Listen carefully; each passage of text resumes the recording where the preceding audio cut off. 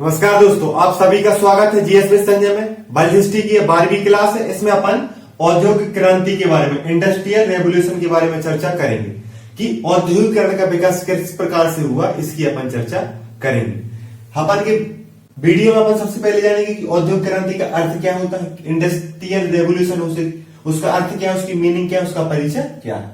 अपन कारण जानेंगे कि किन कारणों से औद्योगिक क्रांति हुई।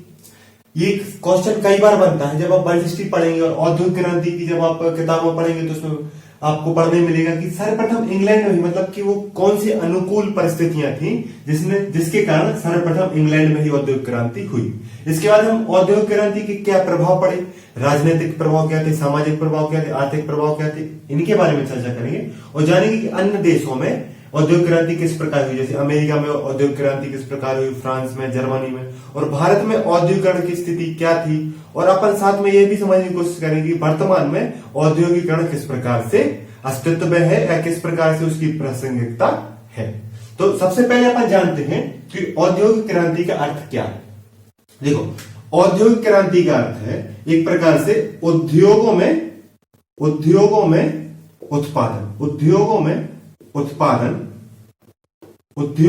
उत्पादन का आरंभ। मतलब जब उद्योगों में उत्पादन का आरंभ हो गया और इसमें क्या थी, तीव्रता इसीलिए क्या है, क्रांति बोला गया, इसको क्रांति बोला गया क्योंकि क्रांति शब्द प्रयोग किया जाता है तीव्र परिवर्तन के लिए। मतलब कि जो भी ऐसी घटना जिससे कोई तीव्र परिवर्तन हुए, बहुत बड़े स्तर पर परिवर्तन हुए, उसे ही अपन संग्राम या क्रांति शब्द प्रयोग करते हैं, उसे ही रेवोल्यूशन शब्द प्रयोग करते हैं। तो उत्पादन के क्षेत्र में, उद्योग के क्षेत्र में जब तीव्रता आ गई तो उसे ही औद्योगिक क्रांति बोला। और जो औद्योगिक क्रांति, जो ये औद्योगिक इंडस्ट्रियल रेवोल्यूशन, औद्योगिक क्रांति, ये एक शब्द औद्योगिक क्रांति, ये जो शब्द है इसका प्रयोग ब्रिटिश के एक इतिहासकार थे। कहां के? इंग्लैंड के एक इतिहासकार थे, आर्थिक इतिहासकार। उनका नाम है आर्नल्ड टॉय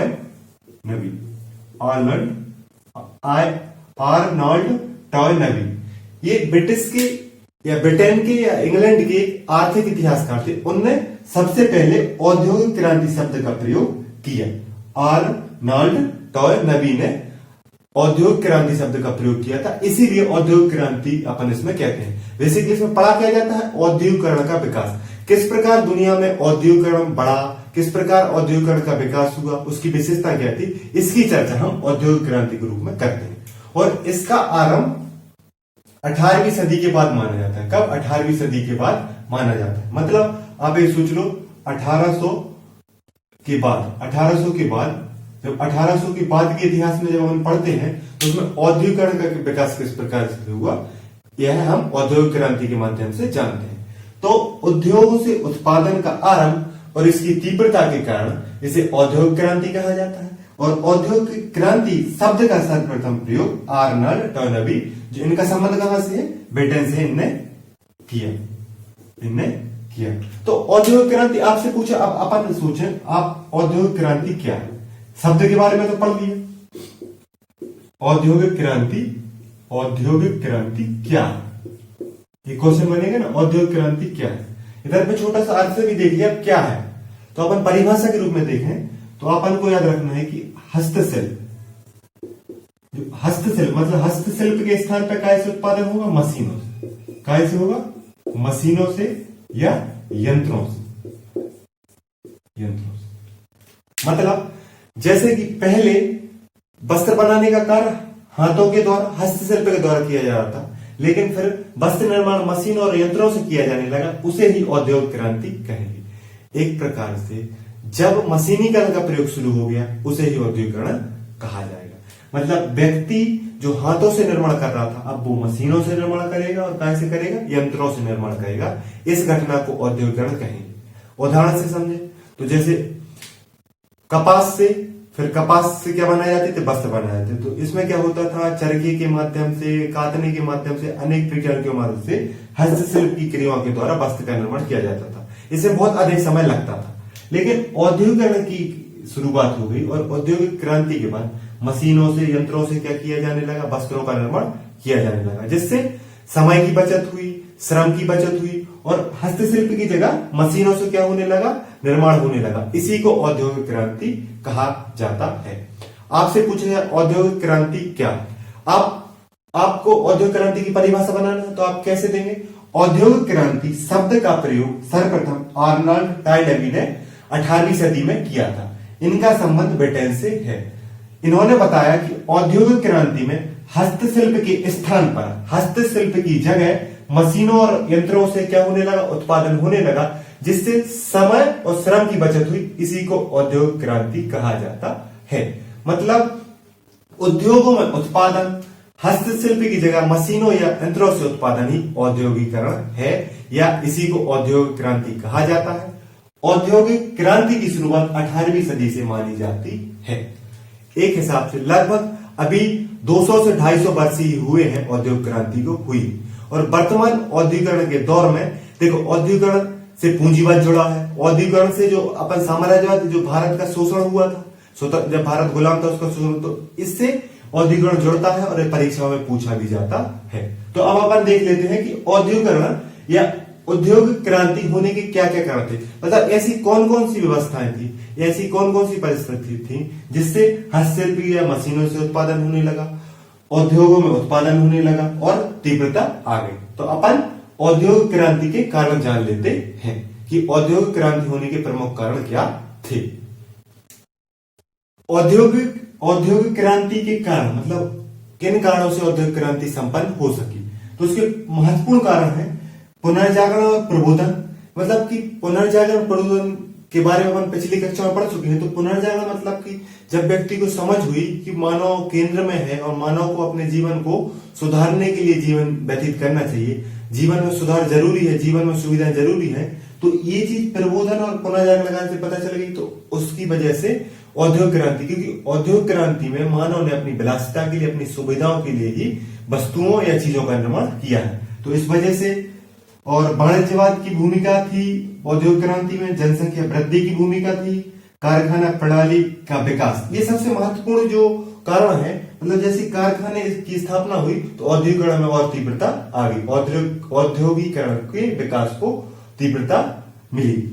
और राष्ट्रवाद का उदय, देखो राष्ट्रवाद की भूमिका, राष्ट्रवाद का जो उदय है वो औद्योगिकरण में इस प्रकार से सहयोगी है कि अपने राष्ट्र को सर्वोच्च बनाने के लिए, अपने राष्ट्र को ऊंचा बनाने के लिए, अपने राष्ट्र को अच्छा करने के लिए उसको विस्तार, उसके विकास और उसमें सुविधाओं की जरूरत होती है। तो जब राष्ट्रवाद की भावना लोगों में आई तो उनने अपने इधर पे विकास करने की सोची, जिसमें औद्योगिकरण ने उनकी सहायता की, इसलिए लोगों ने औद्योगिकरण को अपनाया। जैसे वर्तमान में अपन देखें तो अमेरिका और चाइना में जो टक्कर चल रही है वो प्रबुद्ध आर्थिक रूप से संपन्न होने के लिए ही टक्कर चल रही है, किसके पास कितनी अधिक संपन्नता आर्थिक रूप से होगी।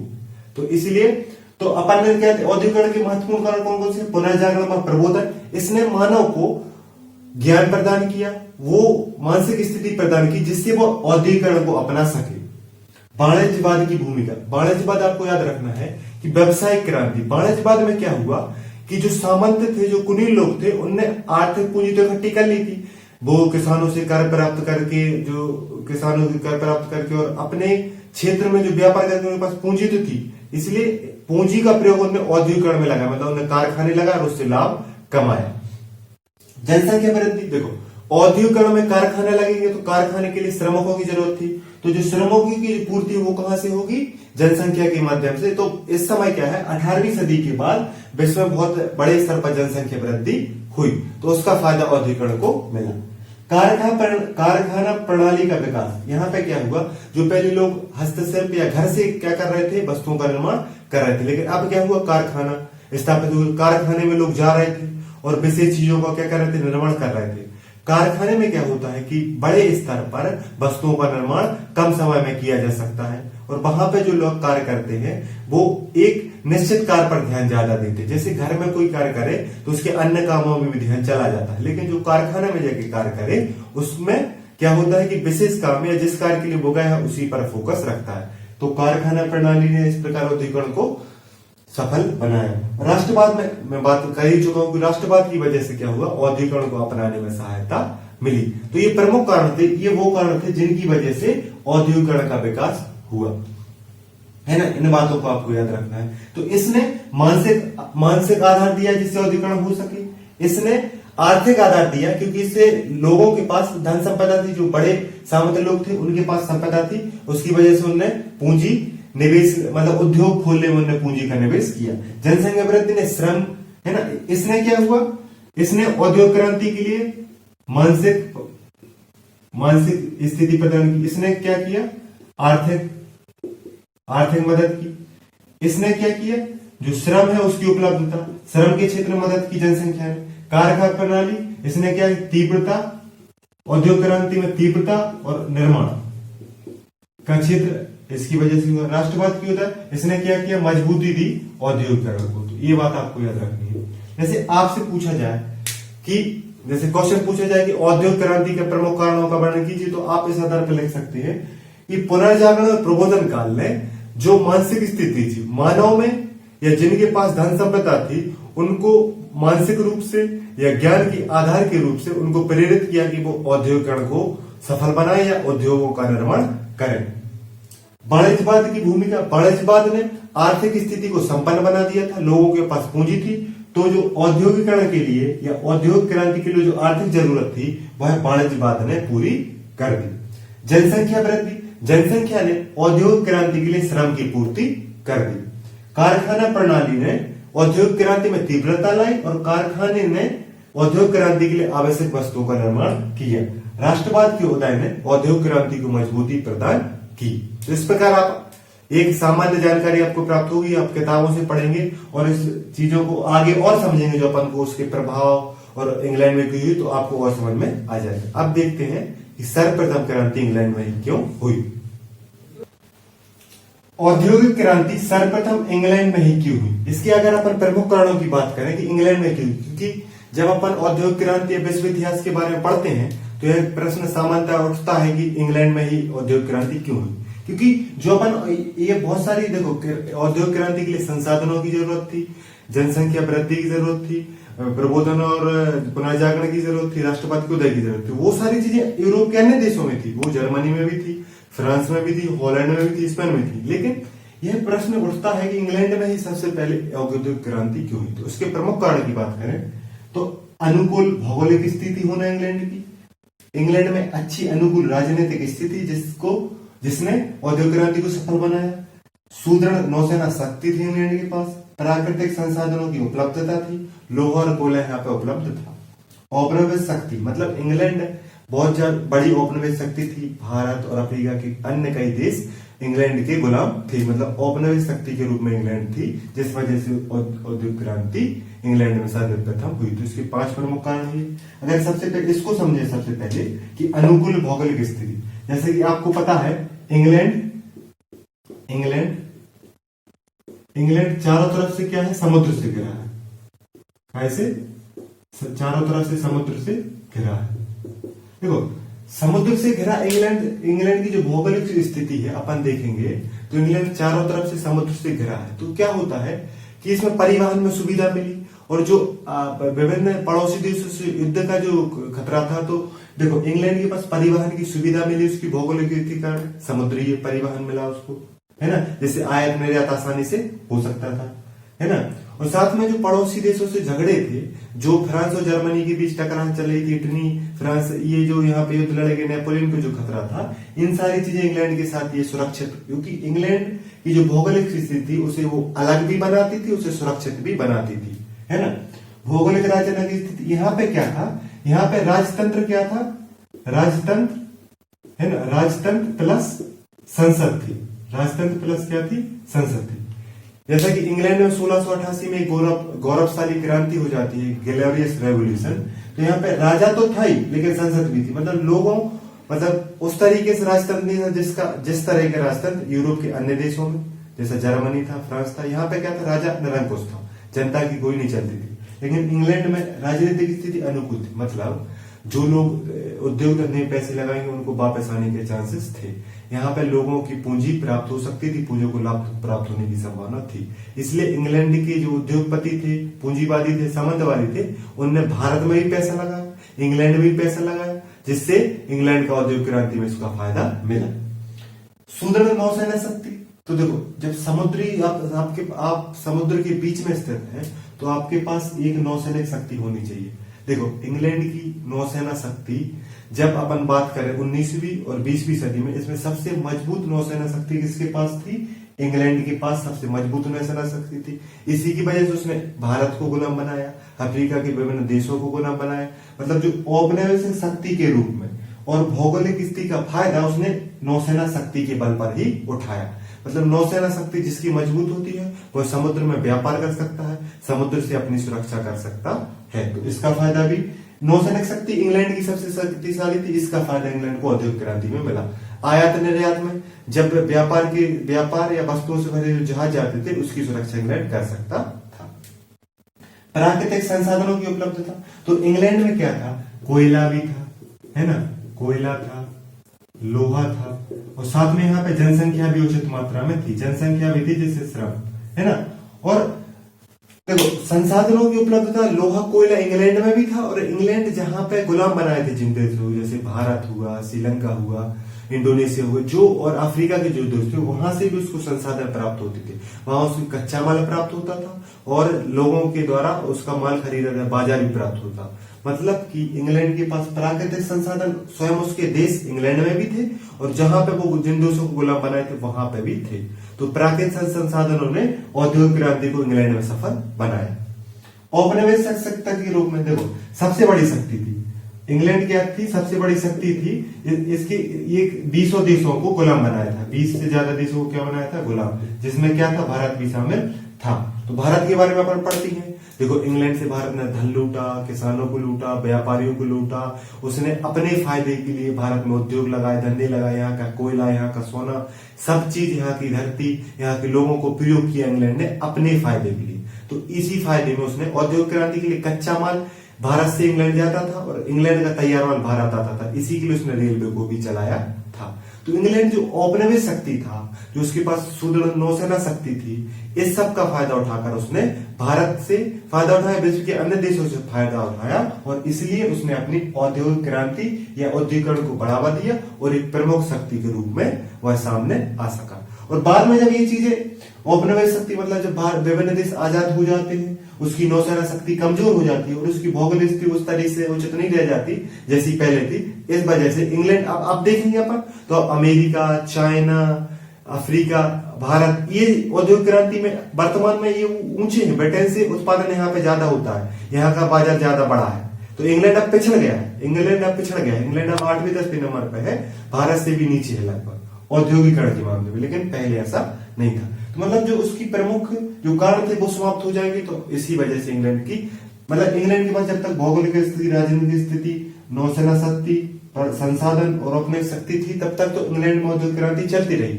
लेकिन वर्तमान में ऐसा नहीं है, इस वजह से औद्योगिकरण में इंग्लैंड का उतना ज्यादा नाम नहीं है जितना अमेरिका और चाइना का है। तो ये अपन ने समझ लिया कि सर्वप्रथम इंग्लैंड में क्रांति क्यों हुई, ये उसके प्रमुख कारण अपन ने देख ली। एक बार और बात कर लें। अनुकूल भौगोलिक स्थिति, मतलब समुद्र से घिरित है, जिसकी वजह से परिवहन की सुविधा मिली और सुरक्षा की सुविधा मिली। सुरक्षा किसने दी? सुदृढ़ नौसेना शक्ति ने। औपनिवेशिक शक्ति को भी सुरक्षा किसने दी? सुदृढ़ नौसेना शक्ति ने।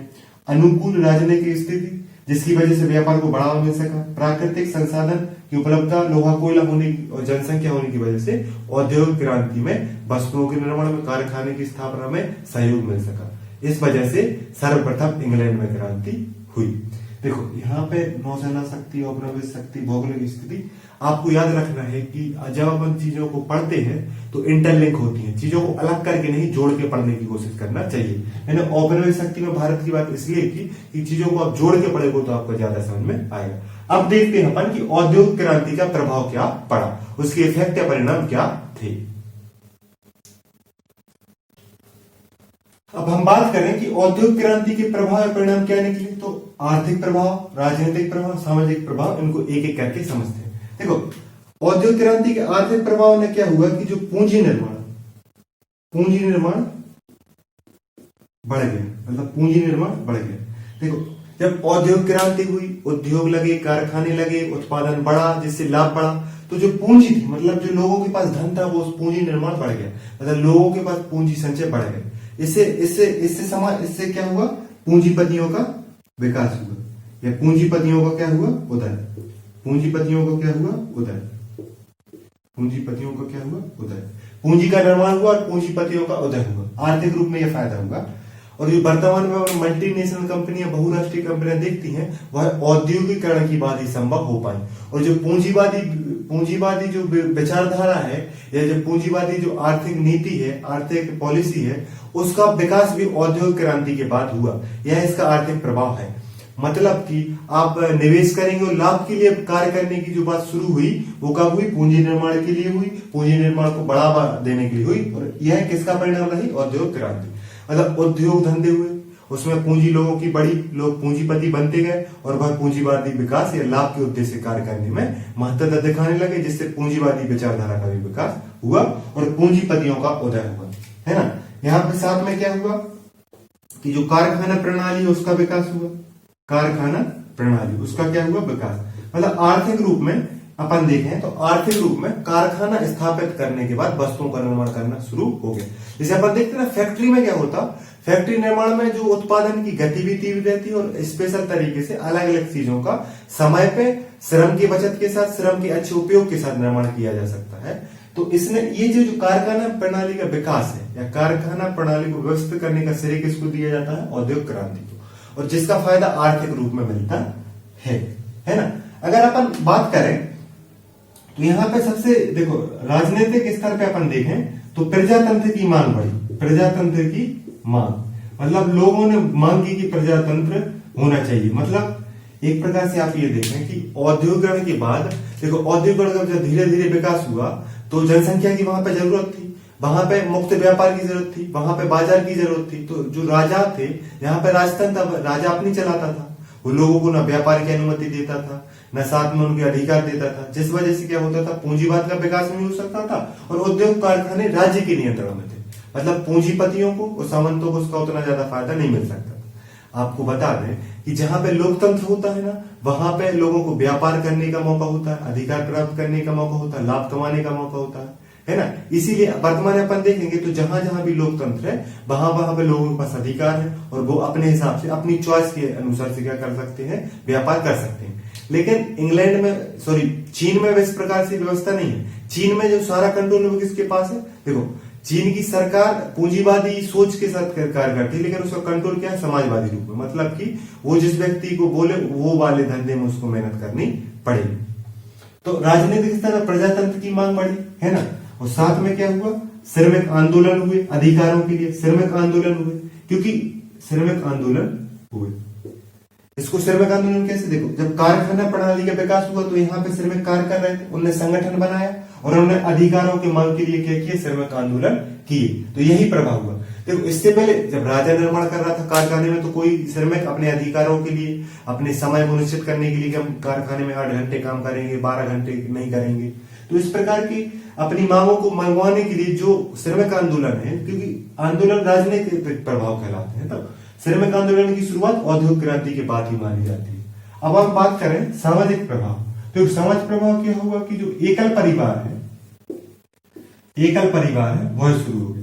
देखो क्या है कि जो कारखाने प्रणाली हुई, तो ये कारखाने कहाँ थे, शहरों में। कहाँ थे, शहरों में। तो यहाँ पे शहरीकरण भी हुआ एक प्रकार से, है ना। तो शहरीकरण हुआ तो जब शहरों में जब श्रमिक आए, तो वहां पे वो पूरे परिवार के साथ तो आ नहीं सकते, तो एकल परिवार का विकास हुआ एक प्रकार से यहाँ पे। और समाज के स्तर पे क्या हुई, असमानता में वृद्धि हुई। असमानता में क्या हुई, वृद्धि हुई। असमानता में वृद्धि हुई। क्या था कि पूंजीपति एक मालिक बन गया और बाकी सब क्या रहे, मजदूर। तो जो लोगों के बीच की जो आर्थिक असमानता बढ़ी, सामाजिक असमानता बढ़ी, क्योंकि जो पूंजीपति लोग थे वो अपने वैभव के साथ, विलासिता के साथ जीवन जी रहे थे, और जो मजदूर लोग थे बहुत गरीबी में, बहुत कमियों में अपना जीवन गुजार रहे थे। क्योंकि जो गरीबी और जो बेरोजगारी की समस्या है वो भी क्या है, औद्योगिकरण की देन है। अगर यहाँ पर अपन एक छोटे रूप में थोड़ी सी ये समझ लें कि इसके अगर नकारात्मक प्रभाव की बात करें, किसके, औद्योगिकरण के जो नकारात्मक प्रभाव की बात करें, नकारात्मक प्रभाव, तो देखो सबसे बड़ी इसकी जो समस्या थी वो बेरोजगारी। देखो बेरोजगारी का मतलब क्या हुआ कि यहाँ पे जनसंख्या वृद्धि हो गई।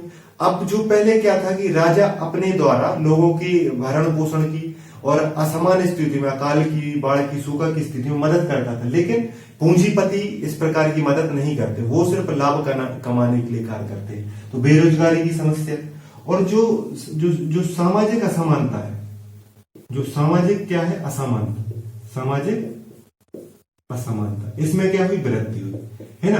गरीबों की स्थिति क्या हो गई, गरीबों की या श्रमिकों की लिख सकते हैं, मजदूरों की, इसकी स्थिति, इनकी स्थिति में क्या हो गई दयनीय। इनको झुग्गी झोपड़ियों का निर्माण, देखो क्या है कि जब ये गरीब शहर जाते थे, पूंजीपति अमीर होते थे, जिनकी देखो क्या है कि इसीलिए कार्ल मार्क्स ने औद्योगिकरण और पूंजीवाद का विरोध किया था कि इसमें जिसके पास पैसा है उसके पास पैसा बढ़ता जाता है, लेकिन मजदूरों के पास या गरीबों को इसको फायदा नहीं मिलता। इसीलिए औद्योगिकरण का पूंजीकरण का विरोध इसीलिए किया जाता है, इसमें फायदा पूंजीपतियों को, अमीर को, जिसके पास धन होता है उसको मिलता है। इसने बेरोजगारी को बढ़ा दिया, औद्योगिक क्रांति ने सामाजिक असमानता को बढ़ा दिया, गरीबों की स्थिति दयनीय कर दी और परिवार में टूटन कर दी, है ना। और गांव की स्थितियों को भी प्रभावित किया, औद्योगिकरण ने गांव की स्थिति को प्रभावित किया। लेकिन सकारात्मक रूप में उसने क्या किया, पूंजी निर्माण को बढ़ावा दिया, लोकतंत्र के निर्माण में बढ़ा दिया, पूंजीवाद को प्रसारित किया। तो यही इसके क्या है प्रभाव है। अब अपन थोड़ी सा देख लेते हैं कि औद्योगिकरण विश्व के अन्य देशों में कैसे कैसे पहुंचे। औद्योगिक क्रांति का अन्य देशों में विकास की बात करें कि अमेरिका में कैसे हुआ, जापान में कैसे, जर्मनी में कैसे, रूस में कैसे, तो अपन को एक बात याद रखना है कि इंग्लैंड के औद्योगिकरण ने इनको प्रभावित किया, है ना। तो जब अमेरिका ने क्या हुआ, अमेरिका के बारे में बात करें तो अमेरिका ने जब स्वतंत्रता प्राप्त की, अमेरिका ने स्वतंत्रता प्राप्त किया, है ना, 1783 के बाद, 1700 मतलब इसके बाद स्वतंत्रता प्राप्त करने के बाद इसने इंग्लैंड से क्या किया, मुक्त व्यापार की नीति अपनाई। इंग्लैंड से के साथ मुक्त व्यापार की नीति अपनाई, मतलब इंग्लैंड के साथ इसने व्यापार करना क्या किया, शुरू किया। और कृषि क्षेत्र में विकास पर बल दिया, कृषि क्षेत्र में विकास पर बल, और धीरे धीरे फिर इसका विकास हुआ। मतलब जब अमेरिका स्वतंत्रता प्राप्त कर लेता है और इंग्लैंड के साथ मुक्त व्यापार की नीति अपनाता है, फिर धीरे धीरे क्या करता है, वो कृषि क्षेत्र का विकास करता है, फिर अन्य क्षेत्रों का विकास करता है। इस प्रकार उसमें औद्योगिकरण बढ़ा। और इंग्लैंड जो अमेरिका को सबसे अधिक औद्योगिकरण का फायदा कब मिलता है, विश्व युद्ध के समय। कब, जो विश्व युद्ध होते हैं उसके बाद ही अमेरिका प्रमुख शक्ति, विश्व युद्ध के समय यूरोप के देशों में औद्योगिकरण रुक जाता है, वहां पे औद्योगिकरण का विराम लग जाता है, तो उसका फायदा अमेरिका लेता है। तो विश्व युद्ध के समय औद्योगिकरण का सबसे अधिक फायदा अगर कोई देश उठाता है तो वो अमेरिका उठाता है। और दोनों विश्व युद्ध के बाद ही अमेरिका विश्व का प्रमुख देश बन के उभरता है। अगर आपसे पूछे अमेरिका विश्व शक्ति कब बनता है, तो विश्व युद्ध के पश्चात ही बनता है, क्योंकि विश्व युद्ध ने एक प्रकार से सबसे शक्तिशाली जो महाद्वीप था, यूरोप के जो विभिन्न देश थे, उनको कमजोर बना दिया और अमेरिका को शक्तिशाली बना दिया। अगर हम जापान की बात करें तो देखो, जापान के पास संसाधन की कमी है, जापान के पास क्या है, संसाधन नहीं है, संसाधन वहां पे कम है, लेकिन राष्ट्रीयता और जरूरतों ने उसमें औद्योगिकरण का विकास किया। जरूरतों मतलब देखो, जापान की जिस प्रकार की भौगोलिक स्थिति, वहां पे कृषि के लिए उतनी ज्यादा सुविधा नहीं है, उद्योग लगाने की सुविधा नहीं, लेकिन वहां पे जरूरत और राष्ट्रीयता का जो विश्वास, लोगों ने राष्ट्र को विकसित करने के लिए, राष्ट्र निर्माण के लिए औद्योगिकरण में भाग लिया, वस्तुओं के निर्माण में भाग लिया, वहां घर घर पे कारखाने टाइप के स्थापित हुए। तो और जरूरतों के लिए, मतलब जहां पे जरूरत होती है वहां पे निर्माण या आविष्कार अवश्य होते हैं, तो इसका फायदा उठाते हुए जापान ने अपने औद्योगिकरण को आगे बढ़ाया। और आज विकासशील देशों में सबसे अच्छी टेक्नोलॉजी की बात कर रहे हैं, सबसे अच्छी मोबाइल कंपनियों की, डिजिटल कंपनियों की, या भारत में मेट्रो सेवा या स्पीड ट्रेन, बुलेट ट्रेन की बात करें तो वो भी जापान की सहायता से स्थापित हो रही है। जापान बहुत औद्योगिकरण देशों में आता है, इंडस्ट्रियलाइजेशन वहां बहुत पहले हुआ है ना, और वहां का बहुत अच्छा डिजिटलाइजेशन या वहां बहुत अच्छी आधुनिकता है। तो जापान में संसाधन की कमी होते हुए भी वहां पे राष्ट्रीयता और जरूरत ने उसके औद्योगिकरण को या औद्योगिक विकास या औद्योगिक क्रांति को सफल बनाया। और जर्मनी में देखो, जर्मनी में क्या हुआ कि जर्मनी का जैसे क्या हुआ एकीकरण, जर्मनी का जैसे एकीकरण हुआ 1871 में, इसके पश्चात वहां पे औद्योगिक विकास तो होने लगा, औद्योगिक विकास होने लगा। लेकिन अगर हम बात करें तो 20वीं सदी नहीं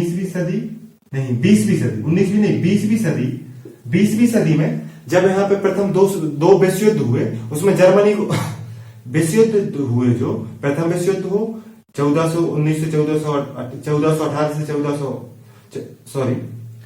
जो औद्योगिक क्रांति है जर्मनी में 20वीं सदी में जो विश्व युद्ध हुए 1914 से 1918 तक, 1939 1945 तक, उनमें सबसे ज्यादा फायदा मिला है वो अमेरिका को, सबसे ज्यादा नुकसान किस देश को? दोनों विश्व युद्ध में पराजित होने वाला देश कौन था?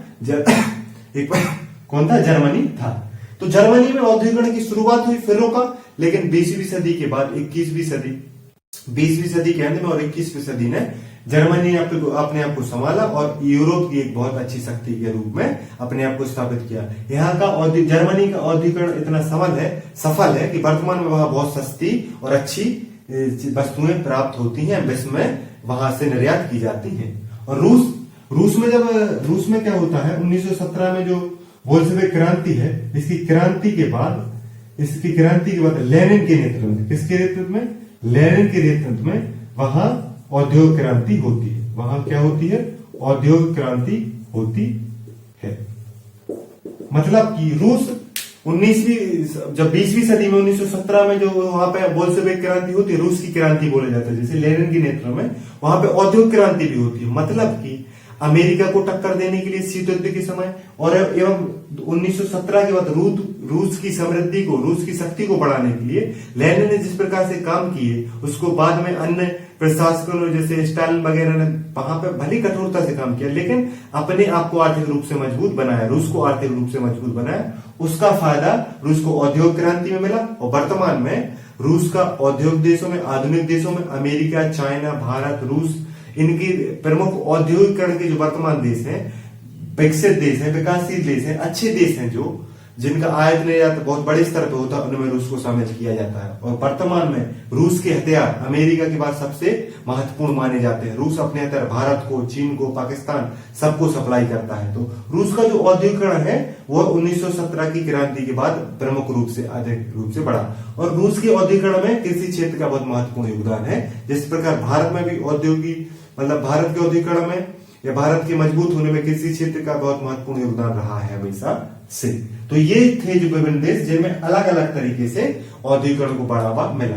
और वर्तमान में जो औद्योगिकरण है वो आधुनिकता को, यहाँ पे वर्तमान में आर्टिफिशियल इंटेलिजेंस, हथियारों की होड़ और विभिन्न वस्तु मतलब कि ऐसी टेक्नोलॉजी के निर्माण में जिससे प्रदूषण कम हो, जिससे समय खर्च कम हो, सस्ते दर पे किया जाए, इसके लिए औद्योगिकरण में लगातार प्रतिस्पर्धा चल रही है। और वर्तमान में विश्व के लगभग सभी देशों में अपने अपने स्तर पर औद्योगिकरण पहुंच गया है। तो ये आज की क्लास थी। उम्मीद करता हूं आपको क्लास अच्छी लगी हो तो लाइक करें, शेयर करें और जुड़े रहें जीएस विद संजय के साथ। नमस्कार।